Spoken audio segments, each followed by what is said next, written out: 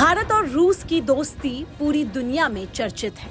जब यूक्रेन युद्ध में शांति की कोशिशें हो रही थी, तब रूस ने अपने खास मित्र भारत को याद किया। रूस और भारत के बीच की मजबूत मित्रता का प्रमाण गुरुवार को मॉस्को में भी देखा गया। राष्ट्रपति पुतिन ने प्रधानमंत्री मोदी के विशेष दूत अजीत डोभाल को आमने सामने बुलाया और न केवल मोदी का संदेश सुना, बल्कि अपनी भावनाएं भी साझा की। पुतिन ने एक बार फिर अपने मित्र मोदी का स्वागत किया और अजीत डोभाल के माध्यम से पीएम मोदी को अपना संदेश भेजा। रूसी राष्ट्रपति व्लादिमीर पुतिन ने अगले महीने रूस में होने वाले ब्रिक्स सम्मेलन में प्रधानमंत्री मोदी को व्यक्तिगत रूप से आमंत्रित किया है और इस दौरान एक द्विपक्षीय बैठक का प्रस्ताव भी रखा है। अजीत डोभाल ब्रिक्स के एनएसए सम्मेलन के लिए रूस में हैं। गुरुवार को डोभाल की पुतिन के साथ एक निजी बैठक हुई। इस बैठक में पुतिन ने एक प्रस्ताव रखा। उन्होंने डोभाल से कहा कि वे पीएम मोदी से ब्रिक्स सम्मेलन के अलावा अलग से मिलकर बातचीत करना चाहते हैं। पुतिन ने मोदी को अपना बहुत अच्छा दोस्त बताते हुए उन्हें शुभकामनाएं भेजी। सेंट पीटर्सबर्ग में अजीत डोभाल के साथ मुलाकात के दौरान पुतिन ने यह प्रस्ताव रखा। व्लादिमीर पुतिन ने अजीत डोभाल से कहा, मेरा प्रस्ताव है कि 22 अक्टूबर को पीएम मोदी से एक दूसरी मुलाकात की जाए। डोभाल भाई, प्लीज पीएम मोदी को हमारा वार्म रिगार्ड और शुभकामनाएं देना। वह हमारे बहुत अच्छे दोस्त हैं। इस दौरान अजीत डोभाल ने भी पुतिन के लिए पीएम मोदी का संदेश सुनाया। एनएसए डोभाल ने पुतिन को पीएम मोदी की कीव यात्रा के दौरान यूक्रेनी राष्ट्रपति जेलेंस्की के साथ मुलाकात और बातचीत की जानकारी दी। अजीत डोभाल ने पुतिन से कहा, जैसा कि प्रधानमंत्री मोदी ने आपसे टेलीफोन पर बातचीत के दौरान कहा था कि वह यूक्रेन की अपनी यात्रा और राष्ट्रपति जेलेंस्की के साथ अपनी बैठक के बारे में आपको जानकारी देने के लिए उत्सुक हैं। वह चाहते थे कि मैं व्यक्तिगत रूप से आकर आपको इस बातचीत के बारे में जानकारी दूं।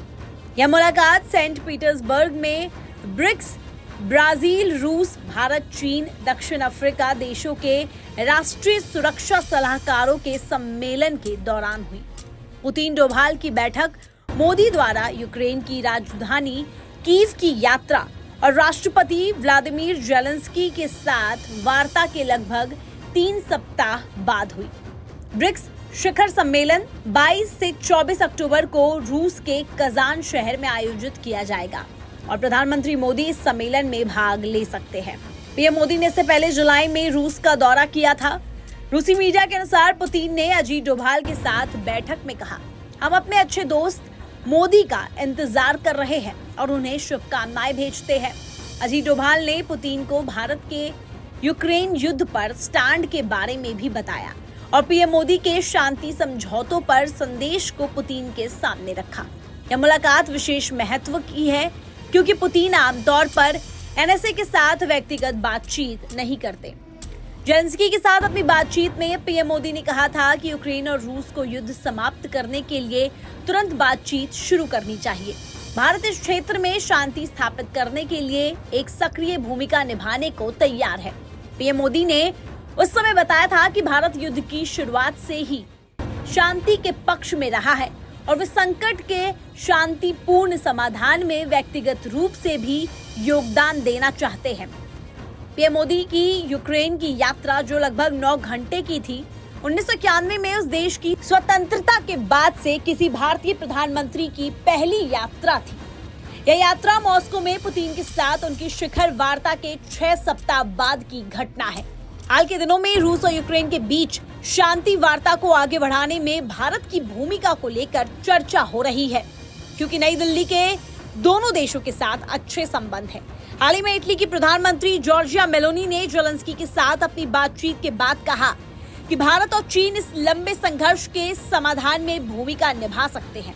इससे पहले व्लादिवोस्तोक में पुतिन ने भारत, ब्राजील और चीन का नाम उन संभावित मध्यस्थों के रूप में लिया था जो यूक्रेन युद्ध समाप्त कराने में मदद कर सकते हैं। भारत का कहना रहा है कि यूक्रेन में संघर्ष का समाधान बातचीत और कूटनीति के माध्यम से किया जाना चाहिए। फिलहाल के लिए बस इतना ही। देश और विदेश की तमाम खबरें देखने के लिए बने रहिए न्यूज स्टेट्स के साथ। न्यूज नेशन अब व्हाट्सएप पर खबरों के ताजा अपडेट के लिए न्यूज नेशन के इस QR कोड को स्कैन करें।